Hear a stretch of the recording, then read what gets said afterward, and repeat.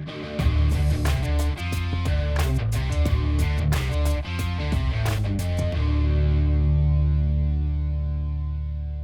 and welcome. And for those of you listening to this live, happy Halloween. It is October 31st, and a lot of us are going to be having fun with kids and grandkids and Halloween parties, and just generally a day where we kind of put aside cultural differences and historically any time that we disagree, and we all just have fun together. We get to be silly adults acting not as children, but acting fun in ways we don't normally get to do over the course of our lives and over the course of the year. We let loose. Historically, there's been times in the past where we've had masquerade balls or fancy dress balls. We still do theme parties or costume parties from time to time, but nothing quite to the point of Halloween. So if you guys are going out tonight, be safe if you're taking your kids out in traditional trick or treating or to a trunk or treat or whatever party you might be doing. Enjoy yourselves and remember, enjoy the moment. Enjoy the moment with your family, your spouse, your loved one, and just have a good time.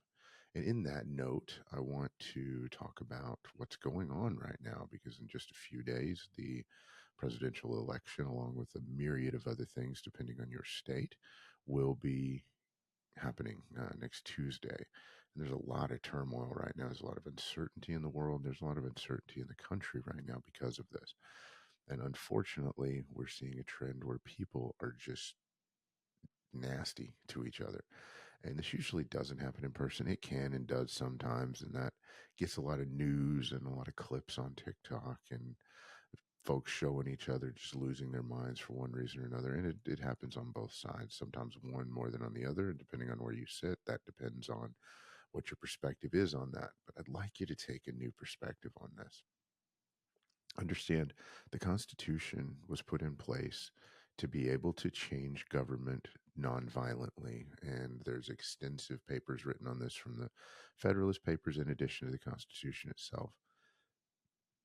Voting is one of the most powerful things that you can do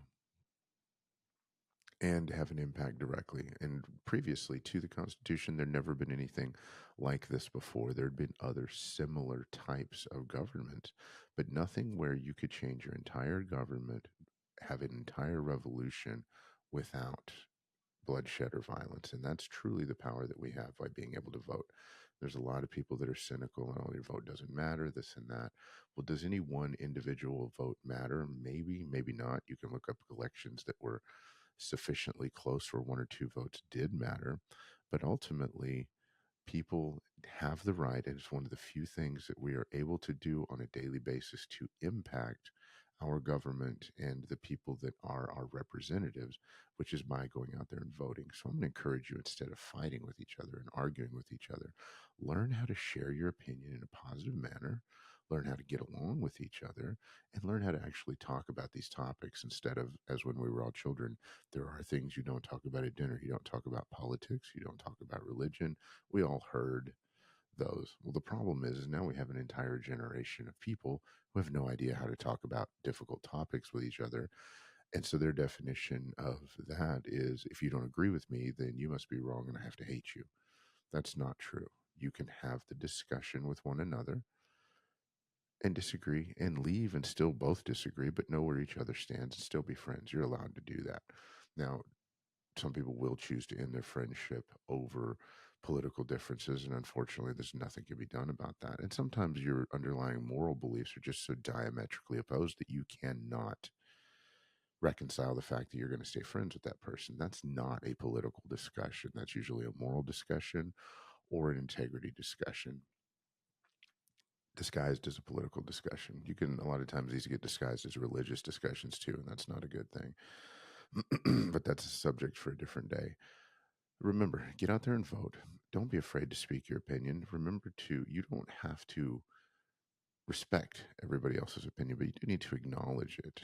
You don't have to agree with them, but you can do it in a manner that is respectful to them, that allows them to state their opinion, same as yours. You can listen to each other. Who knows? If you actually listen instead of just fighting for a response, you might learn something. You might get a different perspective. Nobody alive is truly 100% conservative or 100% liberal. We do present that face, but everybody is an individual. It's one of the greatest things on the planet that we are able to form our own opinions. We're able to take facts and information in from multiple different sources and decide what we truly believe. And next Tuesday, you'll be able to act upon that. Now, is it a matter of selecting the person who lines up with you 100% in your beliefs? Well, no, the only person that does that on the planet is you. But what you do is you go in and you vote for the people that you really believe will have your best interest at heart. And that brings up a topic. Remember, the news and a lot of the media and even people have started referring to these folks as our leaders. These folks are not our leaders. They are our representatives. They are sent there by us to represent us, to vote on our district and our area's behalf. And in myriad of different ways. And short of giving a long government lesson, a lot of people have diluted the fact that there's a reason that there's three separate branches of government. The House of Representatives, well, there's three separate branches of government, but inside of those branches, they're divided up in the way they are for a reason. Um, the executive branch, the legislative branch, and the judicial branch. We don't vote on the judicial branch, and that's by design and on purpose. I'm not going to get into that today. Be happy to talk about it later at time because we're talking about the election. The executive branch that is voted on, that did not used to be a popular vote. Originally, that was voted on by the state legislatures, the executive branch, as somebody who could best represent the states combined as a whole, which is ultimately the definition of a country. That has gone now to a popular vote through the Electoral College, but that's why the Electoral College exists. There's been arguments the Electoral College helps to defend the Republic from pure democracy, which there is a good argument for that. But also, that's really also not what I want to get into either. We are directly affecting the presidential election, and we get to vote for that now. That's no longer held at a state level, done by the state legislatures. The other thing is the Senate used to be appointed, not always elected, because the Senate, with two representatives for every state, was designed to level the playing field and make that body not a unanimous, but an even playing field to represent the states as a unified country. Again, some senators were appointed; they were not elected by popular election in the past. That Senate historically has been designed to represent the states. The people's district is the House of Representatives, which has always been done by population and by area. Now, some of this has gotten conflated over the years, but the reason there's so many people in the House of Representatives is because they're there to represent their individual area. All three of these elected or appointed representatives were designed to not only be inefficient, but also to protect us from the tyranny of government. The inefficiency is one of those safeguards that's built in. The vote is one of those safeguards that's built in. Each of these branches has the ability to check the others and to keep them at bay, which is the reason that the way bills get passed is in place. This is fascinating, and it's an amazing amount of information that could just be dumped all at once. And while I don't want this to turn into a civics lesson, I do encourage you to dig in. If you've never really studied how the Constitution works with the electoral process and why the things are there, then I encourage you to read the Federalist Papers. I also encourage you to study on it, study how it works.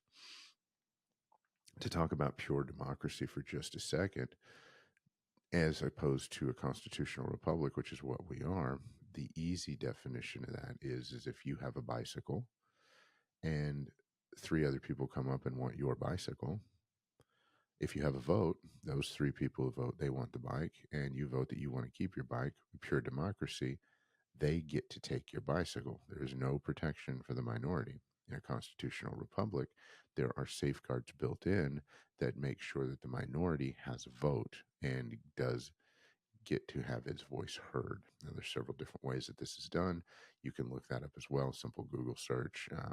Go to YouTube, look up some videos, and try not to look up partisan videos. Just look up the videos that truly teach what the intent of the founders had for long-term governing of our country. No matter what your political belief, it is important to get out there and vote and exercise your right. We have very few things where we get to be truly autonomous in today's society and in today's world. This is one of them. We get to go out, we get to make our own choice, and we get to speak. Um, the standing joke for a lot of people is, well, if you didn't vote, then you don't get to talk or don't get to argue about it. Well, it's one thing to say that, but we're all going to talk and argue about it anyway. You might as well go vote and have your voice heard. If you're one of the cynics that doesn't believe that the vote matters or that your vote matters, well, that's right. You are entitled to your opinion as well. But if it doesn't matter, then there's no reason not to go do it. If it does matter, then the fact that you went and did it may make a difference. At least your opinion will be heard. You have nothing to lose either way.